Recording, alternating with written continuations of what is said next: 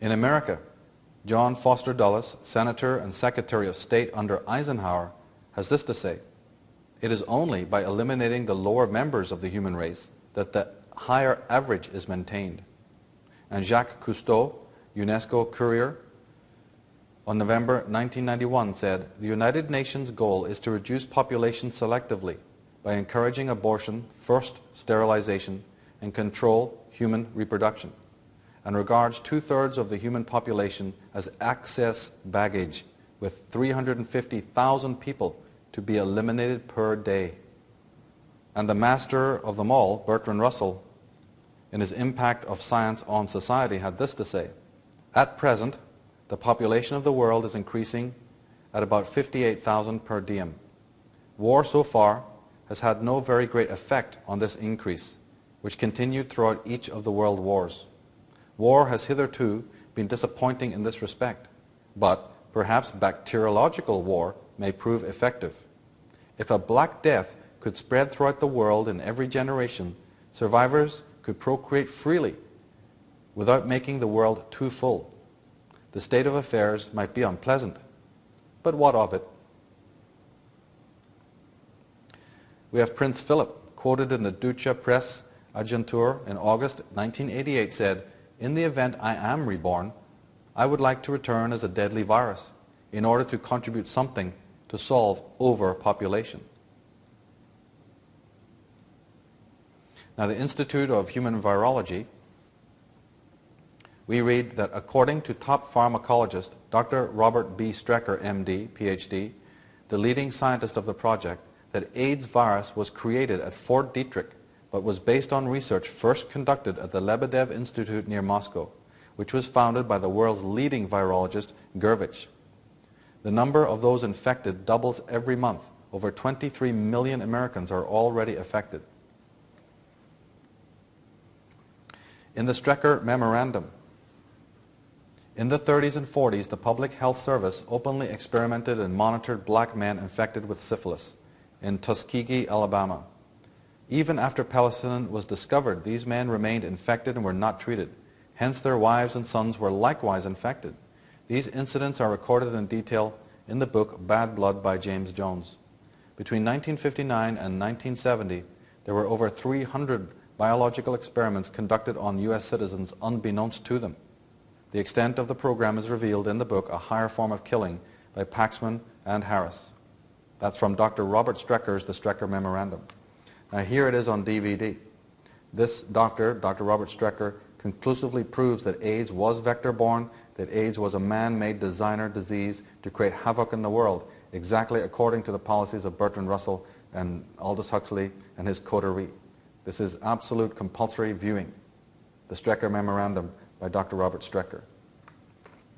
He was one of the first people to work on the AIDS virus and knows everything there is to know about it.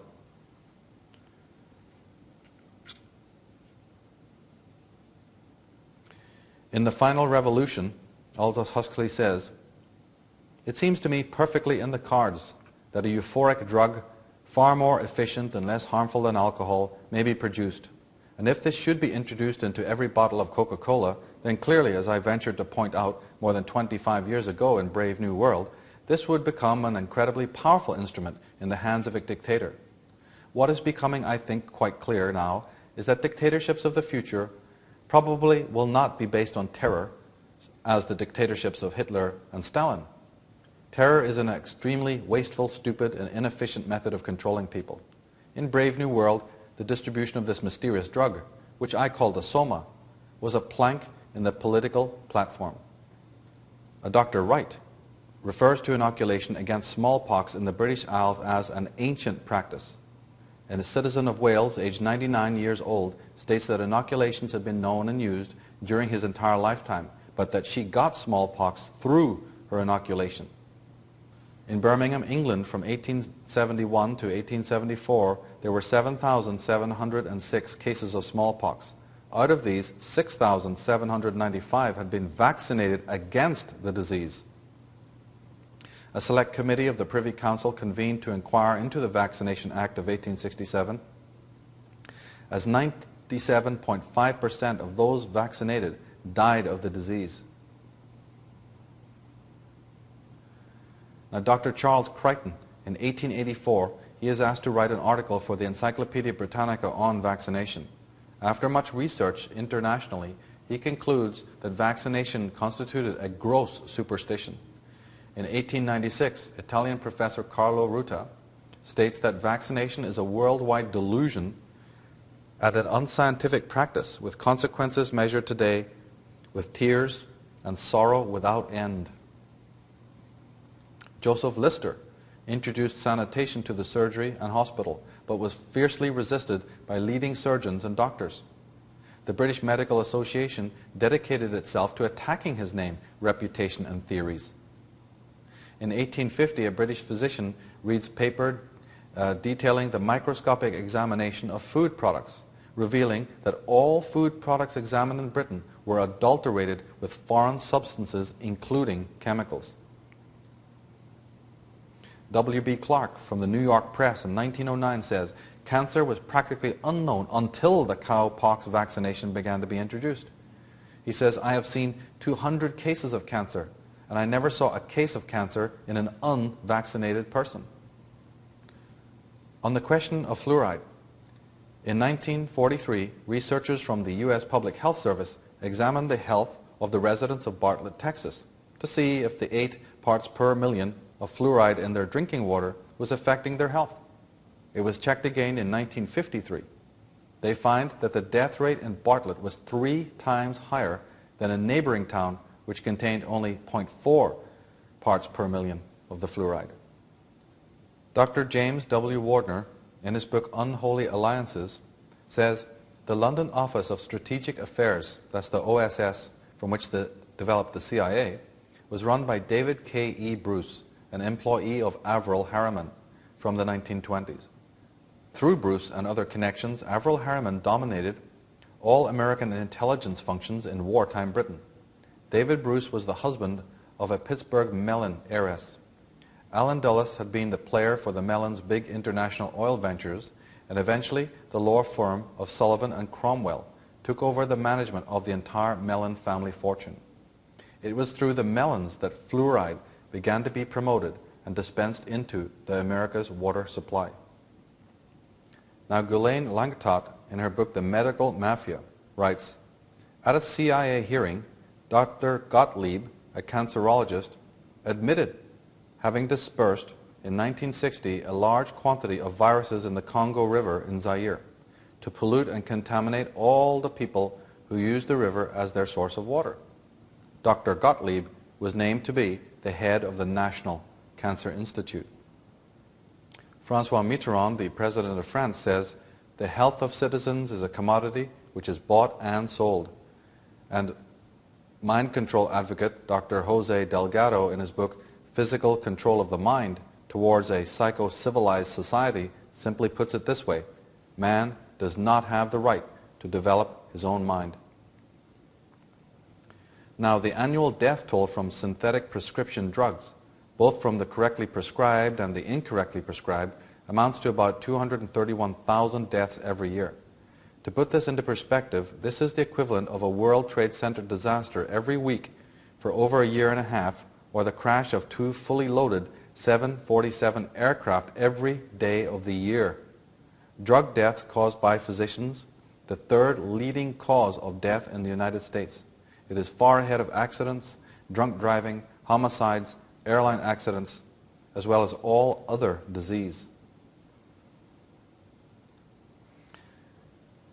Jimmy Carter says, doctors collectively have done more to block adequate medical care for people of this country than any other single group. And Linus Pauling, the Nobel laureate, says, everyone should know that the war on cancer is largely a fraud. Now, it turns out that the term or word Medici, refers to the 13th century Florentine patrician family who became one of the most powerful bankers as well as patrons of the arts and who provided many tyrannical popes. This word, the Medici, actually comes from that, meaning medical doctors. So again, here we have the age-old connection, coming down from the Venetians, coming down from the Phoenicians, coming down from the ancient Sumerians. We have the families related, descended by blood from these ancient sources. and they're still up to their business, right down into modern times, massacring, creating rituals, treating people as if they're just cattle ready for sacrifice. Alice Bailey, an occultist and head of the Lucius Trust, she says, behind the division of humanity stand those enlightened ones whose right and privilege it is to watch over human evolution and to guide the destinies of men. This they do through the implanting of ideas in the minds of the world thinkers, so that these ideas in due time receive recognition and eventually become controlling factors in human life. They train the members of the new group of world servers in the task of changing these ideas into ideals. These in turn become the desired objectives of the thinkers and are then taught to the powerful middle class and worked up into world forms of governments or religion, thus forming the basis of the new world order.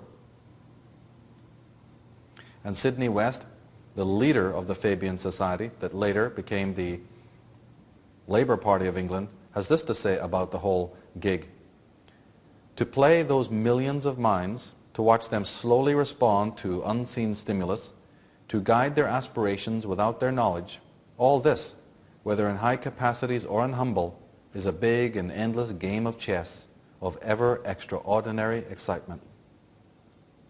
So-called philanthropist John D. Rockefeller, in his occasional letter number 1 of the General Educational Board, has this to say: in our dreams we have limitless resources, and people yield themselves with perfect docility to our molding hands. Unhampered by tradition, we work our own goodwill on a grateful and responsive rule of folk. The task we set before ourselves is a very beautiful one, to train these people as we find them to a perfectly ideal life just where they are. And Major John Rawling Rees of the Tavistock Institute of Human Relations, a major mind control syndicate in England, says this: the patient must remain unaware of the specific intentions and purposes of the doctor administrating the treatment. Building a society in which it is possible for any member of any social group to be treated without resort to legal means, and even if they do not desire such treatment.